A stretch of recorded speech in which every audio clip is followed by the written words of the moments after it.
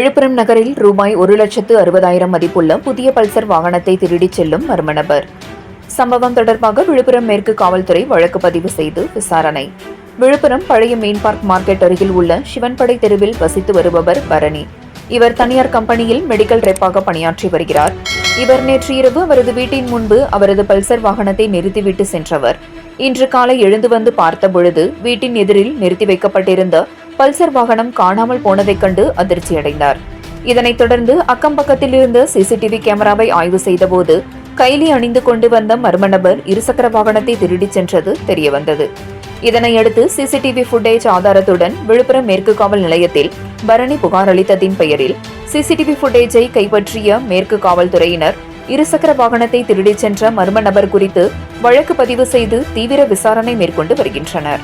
Pulsar வாகனத்தை கடந்த சில வாரங்களுக்கு முன்புதான் 1,60,000 ரூபாய் பணம் செலுத்தி பரணி வாங்கியது குறிப்பிடத்தக்கது. 7 Green நியூஸ் செய்திகளுக்காக விழுப்புரம் மாவட்ட செய்தியாளர் எஸ். கலைக்குமார்.